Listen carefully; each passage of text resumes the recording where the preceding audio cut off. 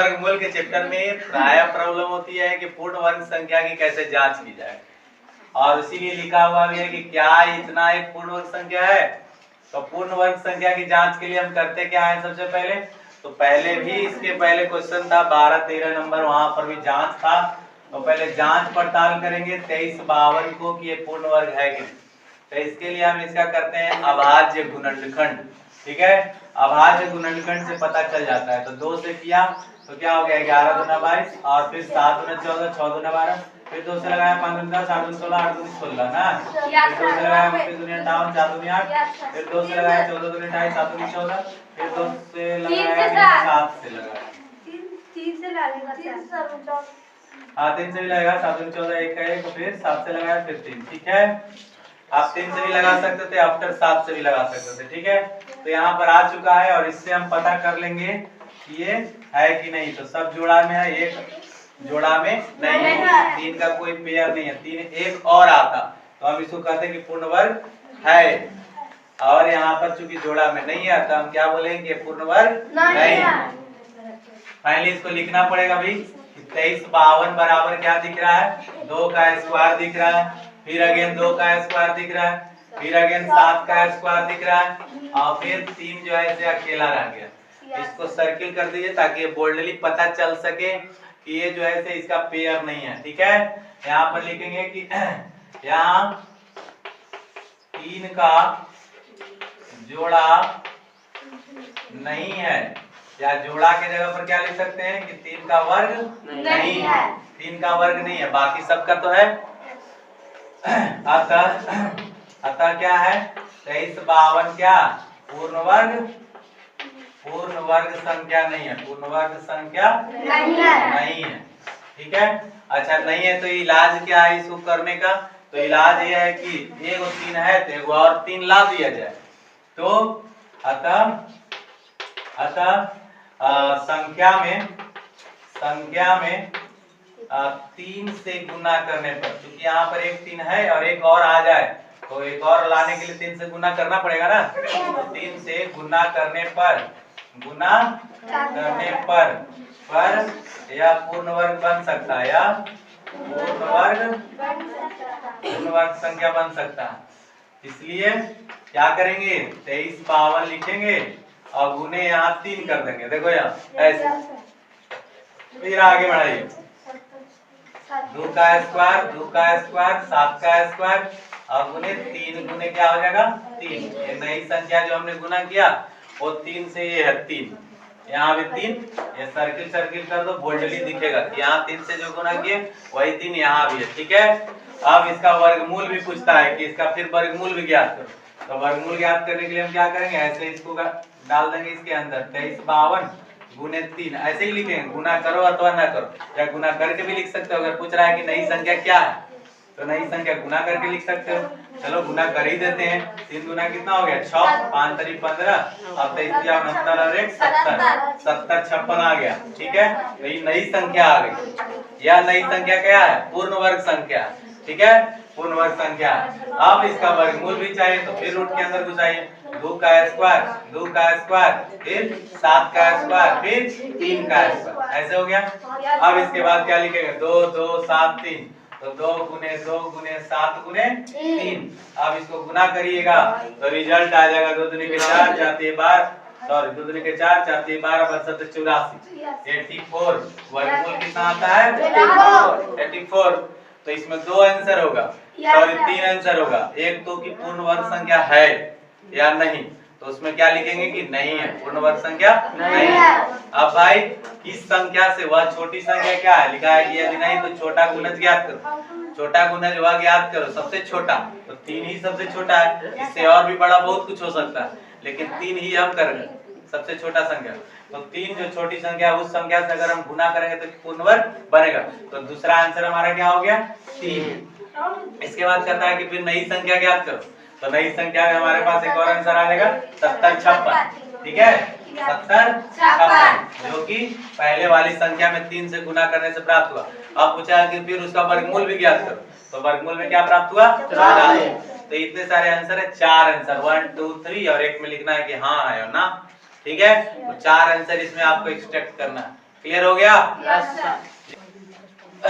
तो question number 17 जैसा कि 16 नंबर क्वेश्चन में देखा गया, 16 नंबर क्वेश्चन में क्या था कि वहां पर खाली ये जांच करना था कि वो परिपूर्ण वर्ग है कि नहीं परिपूर्ण वर्ग है। तो ये पता करके बताओ कि उसमें हम किस छोटी संख्या से गुना करें कि वो परिपूर्ण वर्ग बन जाए, और अगर परिपूर्ण वर्ग बन गया तो उसका वर्गमूल ज्ञात करें। बट यहाँ पर क्या है, थोड़ा सा अलग है। यहाँ पर यहाँ पूछता है कि कितना से गुना करें कितना से भाग करें। पहला तो यहाँ पर क्वेश्चन है कि परिपूर्ण वर्ग नहीं है, कन्फर्म है। परिपूर्ण वर्ग नहीं है, कन्फर्म। इसमें क्या का क्वेश्चन में नहीं पूछा गया कि क्या क्या करके नहीं है, ये कन्फर्म है कि ये परिपूर्ण वर्ग नहीं है। तो पूछ रहा है कि कितना से गुना करें तो परिपूर्ण वर्ग बन जाए और फिर वर्गमूल क्या होगा।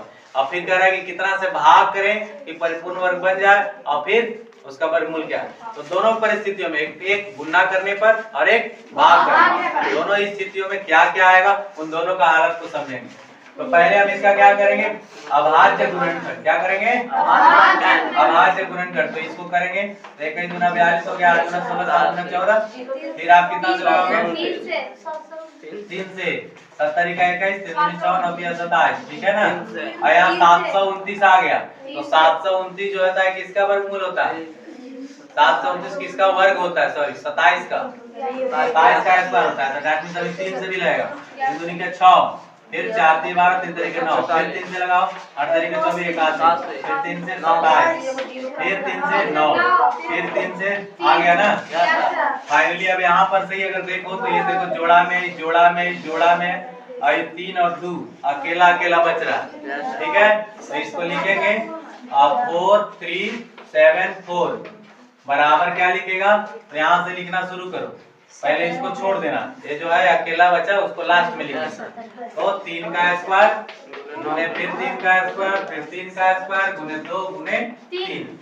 देखो यहाँ पर से 3 का स्क्वायर यहाँ लिख दिया, फिर यहाँ 2 है तो 3 का स्क्वायर लिख दिया, फिर यहाँ 2 है तो उसका भी 3 का स्क्वायर लिख दिया, और फिर ये 2 ऊपर छोड़ दिया, ये नीचे भी छोड़ दिया, ठीक है। यहीं से देख लेंगे तो हमको ज्यादा सरल हो जाएगा बात। आप समझिएगा ये पूर्ण वर्ग है, पूर्ण वर्ग है, पूर्ण वर्ग है, ठीक है। अब समस्या कहाँ है, यहाँ और यहाँ है। तो दैट मींस दोनों मिला के कितना है, 2 भी जोड़ा में नहीं और 3 भी जोड़ा नहीं है। तो 2 और 3 का सम्मिलित प्रभाव क्या हुआ, 6, 3 दूना 6, यही कुल मिला करके हो गया 6। तो 6 जो संख्या है वही जोड़ा में नहीं है, ऐसे समझिए कि 6 जो संख्या है वह जोड़ा में नहीं है। तो अगर हम गुना करना चाहें तो कितना से गुना करना पड़ेगा, 6 से गुना करोगे तो ये क्या हो जाएगा, गुणनफल उसका पूर्ण वर्ग बन जाएगा, ठीक है। तो 6 से गुना करने पर, 6 से गुना करने पर पूर्ण वर्ग बनेगा, पूर्ण वर्ग बनेगा। तो 6 से गुना किया तो 43 74 गुने 6 बराबर क्या, तो 3 का स्क्वायर गुने 3 का स्क्वायर गुने 3 का स्क्वायर और गुने 2 का स्क्वायर गुने 3 का स्क्वायर भी हो जाएगा। जब 6 से आप गुना करोगे, 6 से आप संपूर्ण संख्या में एक साथ गुना करोगे तो 3 दूनी 6, यानी एक बार 3 आ गया, एक बार 2 भी आ गया। तो ये जो स्क्वायर नहीं था उसको भी स्क्वायर कर दी, यानी ये दोनों ही संख्या क्या है, बनावटी है। क्या है, बनावटी है। पहले से अकेला अकेला था, अब कितना हो गया, 2 हो गया, ठीक है। तो पूर्ण वर्ग तो इसको तैयार हो गया। अब कहता है कि वर्गमूल भी ज्ञात करो। तो वर्गमूल ज्ञात करोगे तो क्या हो जाएगा, तो वर्गमूल ज्ञात करें तो इसको रूट के अंदर घुसा दो, 3 का स्क्वायर गुने 3 का स्क्वायर गुने 3 का स्क्वायर गुने 2 का स्क्वायर गुने 3 का स्क्वायर। अब आपको पता हो कि रूट के इनसाइड में अगर कोई संख्या है वर्ग में हो तो उसको बाहर भी किया जाता है। तो फाइनली हम क्या लिखते हैं, 3 गुने 3 गुने 3 गुने 2 गुने 3, ठीक है।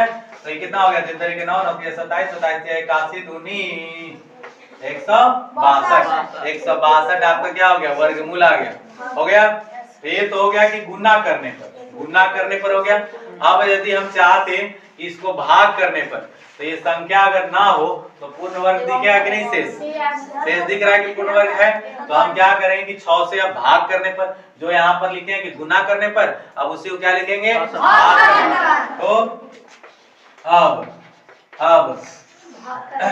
भाग 6 से क्या करने पर, भाग करने पर।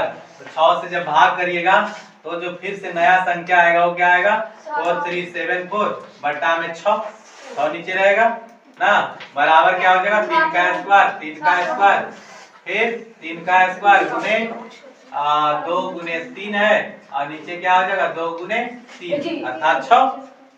3 से 3 चल गया, 2 से 2 चल गया, तो बचा जो संख्या उसका हम क्या कर देंगे, वर्गमूल कर देंगे। क्या कर देंगे, तो इन संख्याओं का वर्गमूल करोगे तो कितना आ जाएगा, 3 तरीके 9, 9 तिया 27। एक नई संख्या आई जिसका वर्गमूल नई संख्या जो आया उसका वर्गमूल क्या होगा 27। क्या करने पर, भाग करने पर। जब भाग करे तो 27 वर्गमूल, और जब गुना किए तो कितना वर्गमूल आया 162। तो दोनों में फर्क तो पड़ेगा ही पड़ेगा। आया समझ में जी। गुना करने क्यों गुना किया, कैसे गुना किया, यहाँ पर जो हमारा 2 और 3 था वह जोड़ा में नहीं था, जोड़ा में लाने के लिए एक और 2 चाहिए, एक और 3 चाहिए, अर्थात 2 और 3 दोनों चाहिए। तो 2 गुने 3 तो उसका सम्मिलित प्रभाव क्या है 6। तो 6 से गुना करने पर पूर्ण वर्ग बन जाएगा। 6 से गुना किया तो नई संख्या पर प्रभाव पड़ा कि सबके सब स्क्वायर में बदल गया। यहाँ जो स्क्वायर में नहीं थे अब क्या हो गया, दोनों स्क्वायर में आ गया। अब स्क्वायर में आने के बाद वर्गमूल जब करते हैं तो रूट के इनसाइड में उसको डाल दिए और फिर सबके स्क्वायर हटा दिए, तो आपका जो संख्या आया वो वर्गमूल का आ गया संख्या। ठीक है, 162 ये गुना करने पर परिणाम। अब भाग करने पर सेम एज, अब आपको ये 2 और 3 ना रहे तो इसके बाद ये परिपूर्ण वर्ग बन जाए, बनेगा ना। तो ऐसी परिस्थिति में हमने उसके भाग का लक्ष्य अपनाया और भाग किया, फिर उसके बाद एक स्टेप और नीचे लिखना है कि वर्गमूल। ठीक है।